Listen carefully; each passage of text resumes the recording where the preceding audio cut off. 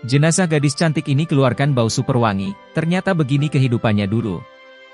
Beberapa tanda seorang mati dalam keadaan husnul khotimah diantaranya meninggal bukan di tempat maksiat dan dengan tenang. Seperti kisah meninggalnya gadis yang bernama Malak. Terlahir di tengah keluarga kaya, ayahnya muslim sedang sang ibu beragama Nasrani. Di tengah orang tua yang kaya ternyata tidak semuanya bisa Malak dapatkan, termasuk kasih sayang dan pendidikan agama. Kehidupannya pun glamor dan boros, Malak telah terbiasa menyewa villa saat libur sekolah sejak SMA. Tak jarang Malak bercampur dengan teman laki-lakinya, bahkan tidur dalam satu kamar bersama dengan yang lain. Meskipun begitu, Malak tidak pernah berbuat tidak senonoh dengan teman laki-lakinya. Suatu hari ketika liburan, Malak mengunjungi rumah salah satu temannya. Saat Malak berbincang dengan teman-temannya, tiba-tiba seorang wanita mengajak teman lelakinya ke kamar. Alangkah terkejutnya Malak saat melihat teman wanitanya berdua dengan cowok di kamar sedang melakukan tindakan memalukan. Malak marah seketika dan menampar wajah teman wanitanya, lalu ia berlari dan pulang.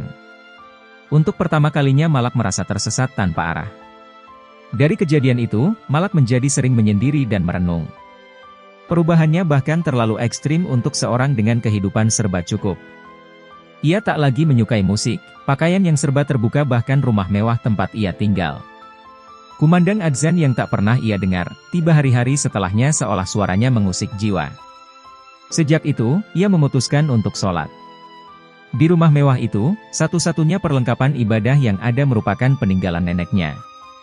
Mukena dan sajadah milik mendiang nenek ia gunakan untuk sholat. Dalam sholatnya, ia menyesali perbuatan yang selama ini dijalani. Air matanya menganak sungai saat sujud, ia menangis terseduh-seduh. 1 jam berdoa, ia pertama kalinya mengaku merasakan ketenangan batin. Saat pikiran jernih, Malak teringat akan pamannya yang alim. Ia pun memutuskan untuk belajar pada pamannya. Dari pamannya, Malak belajar agama Islam dengan kasih sayang, mulai dari cara wudhu yang benar hingga ilmu agama lainnya.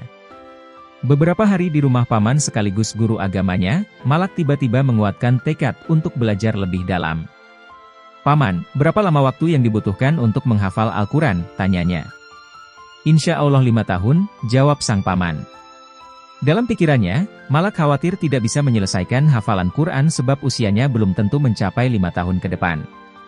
Namun, dengan semangat belajar yang tinggi, sejak hari itu ia mulai menghafal Al-Quran dengan bantuan sang paman. Beberapa waktu berselang, ketika Malak sedang menghafal Al-Quran, ayahnya datang dengan marah-marah meminta Malak pulang. Tapi Malak tidak mau karena ingin melanjutkan hafalan Al-Qurannya. Setelah perdebatan alot, akhirnya Malak diizinkan tinggal di rumah sang kakek. Subhanallah, tak lama kemudian Malak telah menghafal 30 juz Al-Quran. Belum mencapai target 5 tahun, ia sudah menjadi hafizah. Bahkan dalam waktu yang sangat singkat, hanya 3 bulan. Cita-cita yang selalu ia dengungkan dalam doa sekarang terkabul. Pasca bisa menghafal 30 juz dalam waktu 3 bulan, Malak mengadakan acara syukuran. Seluruh keluarga dan kerabat diundangnya. Semua telah berkumpul, acara hampir dimulai tapi Malak tak kunjung terlihat juga. Seorang wanita yang merupakan kerabat Malak sebelumnya melihat Malak tengah sholat di kamar. Terlalu lama menunggu, keluarga menjemput Malak di kamarnya.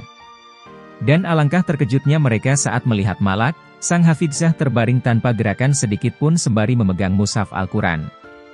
Setelah diperiksa, Malak sudah tidak bernyawa lagi. Innalillahi wa inna ilaihi raji'un. Semua orang shock, terutama sang ayah. Tapi itulah yang terjadi, Malak telah pergi selamanya meninggalkan dunia dan gegap gempitanya. Acara syukuran menjadi tangisan dari para keluarga dan kerabat dekat.